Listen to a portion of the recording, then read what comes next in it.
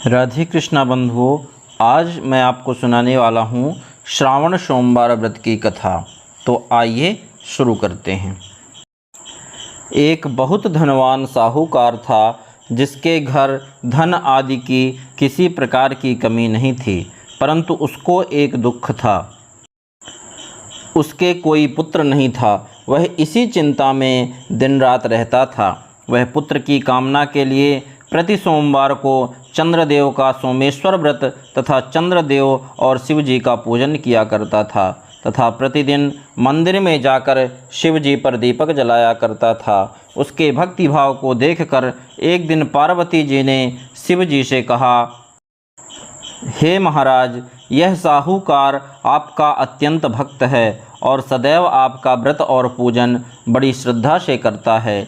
इसकी मनोकामना पूर्ण करनी चाहिए। शिव जी ने कहा, हे पार्वती, यह संसार कर्म क्षेत्र है। जैसे किसान खेत में जैसा बीज बोता है वैसा ही फल काटता है, उसी तरह इस संसार में जो जैसा करता है वह वैसा ही फल भोगता है।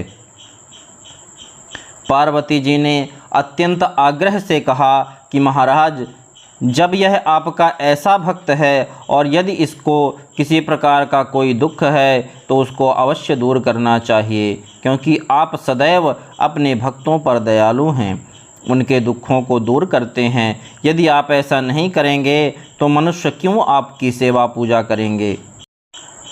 पार्वती जी का यह आग्रह देख शिव जी महाराज कहने लगे, हे पार्वती, इसके कोई पुत्र नहीं है, इसी चिंता से यह अति दुखी रहता है। इसके भाग्य में पुत्र ना होने पर भी मैं इसको पुत्र देता हूँ, परंतु वह केवल 12 वर्ष तक जीवित रहेगा। इसके पश्चात वह मृत्यु को प्राप्त हो जाएगा। यह सब बातें वह साहूकार सुन रहा था। इससे उसको न कुछ प्रसन्नता हुई और न ही कुछ कष्ट हुआ। वह पहले जैसा ही शिव जी का व्रत और पूजन करता रहा। कुछ काल व्यतीत होने पर साहूकार की स्त्री गर्भवती हुई और 10वें महीने उसके गर्भ से अति सुंदर पुत्र की प्राप्ति हुई। साहूकार के घर में बहुत खुशियां मनाई गई, परंतु साहूकार ने उसकी केवल 12 वर्ष तक की आयु जान कोई अधिक प्रसन्नता प्रकट नहीं की और न ही किसी को यह भेद बतलाया। जब वह बालक 11 वर्ष का हो गया तो उसकी माता ने उसके पिता से लड़के के विवाह आदि के लिए कहा, परंतु साहूकार कहने लगा, मैं अभी इसका विवाह नहीं करूंगा और काशी जी पढ़ने के लिए भेजूंगा। फिर साहूकार ने अपने साले अर्थात उस बालक के मामा को बुला उसको बहुत सा धन देकर कहा, तुम इस बालक को काशी जी पढ़ने के लिए ले जाओ। रास्ते में जिस स्थान पर भी जाओ, यज्ञ करते और ब्राह्मणों को भोजन कराते जाना। वह दोनों मामा भांजे सब जगह सब प्रकार यज्ञ करते और ब्राह्मणों को भोजन कराते जा रहे थे। रास्ते में उनको एक शहर पड़ा।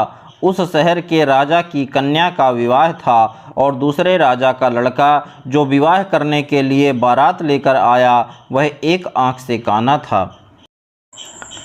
उसके पिता को इस बात की बड़ी चिंता थी कि कहीं वर को देखकर कन्या के माता पिता विवाह से मना ना कर दें। इस कारण जब उसने सेठ के अति सुंदर लड़के को देखा तो मन में विचार किया कि क्यों ना इस लड़के को वर के कपड़े पहना तथा घोड़ी पर चढ़ाकर ले जाया जाए। यह कार्य बड़ी सुंदरता से हो गया। फेरों का समय आया तो वर के पिता ने सोचा कि यदि विवाह कार्य भी इसी लड़के से करा दिया जाए तो क्या बुराई है। ऐसा विचार कर राजा ने लड़के और उसके मामा से कहा कि यदि आप फेरों और तिलक आदि का काम भी करा दें तो आपकी बड़ी कृपा होगी और हम इसके बदले में बहुत सा धन देंगे। उन्होंने भी स्वीकार कर लिया और विवाह कार्य भी बहुत अच्छी तरह से हो गया। परंतु जिस समय लड़का जाने लगा तो उसने राजकुमारी की चुनरी के पल्ले पर लिख दिया कि तेरा विवाह तो मेरे साथ हुआ है, परंतु जिस राजकुमार के साथ तुमको भेजेंगे वह एक आंख से काना है। मैं तो काशी जी पढ़ने जा रहा हूँ। उस राजकुमारी ने जब चुनरी पर ऐसा लिखा हुआ पाया तो उसने राजकुमार के साथ जाने से मना कर दिया और कहा कि यह मेरा पति नहीं है। मेरा विवाह इसके साथ नहीं हुआ, जिसके साथ विवाह हुआ है वह तो काशी जी पढ़ने गया है। राजकुमारी के माता पिता ने अपनी कन्या को विदा नहीं किया और बारात वापस चली गई। उधर वह सेठ का लड़का और उसका मामा काशी जी पहुँच गए। वहाँ जाकर उन्होंने यज्ञ करना और लड़के ने पढ़ना शुरू कर दिया। जब लड़के की आयु 12 साल की हो गई और उस दिन भी उन्होंने यज्ञ रचा रखा था, लड़के ने अपने मामा जी से कहा, मामा जी आज तो मेरी तबीयत कुछ ठीक नहीं है। मामा ने कहा, अंदर जाकर सो जाओ। लड़का अंदर जाकर सो गया और थोड़ी देर में उसके प्राण निकल गए। जब उसके मामा ने आकर देखा कि वह तो मुर्दा पड़ा है तो उसको बड़ा दुख हुआ और उसने सोचा कि मैं अभी रोना और विलाप करना शुरू कर दूंगा तो यज्ञ कार्य अधूरा रह जाएगा। उसने जल्दी से यज्ञ का कार्य समाप्त कर ब्राह्मणों के जाने के बाद रोना पीटना आरंभ कर दिया। संयोगवश उसी समय शिव पार्वती जी उधर से जा रहे थे। जब उन्होंने ज़ोर ज़ोर से रोने पीटने की आवाज़ सुनी तो पार्वती जी कहने लगी कि महाराज कोई दुखिया रो रहा है, इसके कष्ट दूर करो। तब शिव जी बोले, इसकी आयु इतनी ही थी सो भोग चुका। पार्वती जी ने कहा कि महाराज कृपा करके इस बालक को और आयु दे दो, नहीं तो उसके माता पिता तड़प तड़प कर मर जाएंगे। पार्वती जी के इस प्रकार बार बार आग्रह करने पर शिव जी ने उसको वरदान दिया और शिव जी महाराज की कृपा से लड़का जीवित हो गया। शिव पार्वती जी कैलाश चले गए। तब लड़का और मामा उसी प्रकार यज्ञ करते हुए अपने घर की ओर चल पड़े। रास्ते में उसी शहर में आए जहाँ विवाह हुआ था।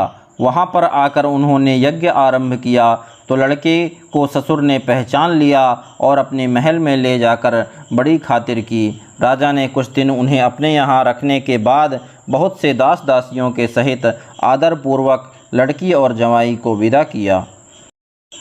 जब वह अपने शहर के निकट आए तो मामा ने कहा, मैं पहले तुम्हारे घर जाकर सबको खबर कर आता हूँ। उस समय लड़के के माता पिता अपने घर की छत पर बैठे हुए थे। उन्होंने यह प्रण कर रखा था कि यदि हमारा पुत्र सकुशल घर आ जाएगा तब तो राजी खुशी नीचे उतर कर आ जाएंगे, नहीं तो छत से गिरकर अपने प्राण खो देंगे। इतने में उस लड़के के मामा ने आकर यह समाचार दिया कि आपका पुत्र आ गया है, परंतु उनको विश्वास नहीं आया। तब उसके मामा ने शपथ पूर्वक कहा कि आपका पुत्र अपनी स्त्री के साथ बहुत सारा धन साथ में लेकर आया हुआ है। तो सेठ ने आनंद के साथ उसका स्वागत किया और बड़ी प्रसन्नता के साथ रहने लगे। इसी प्रकार जो कोई भी सोमवार के व्रत को धारण करता है अथवा इस कथा को पढ़ता या सुनता है, उसके सब दुख दूर होकर उसकी समस्त मनोकामनाएं पूर्ण होती हैं। बोलिए देवादिदेव महादेव शिव शंकर भोलेनाथ की जय। आदि शक्ति माता पार्वती की जय।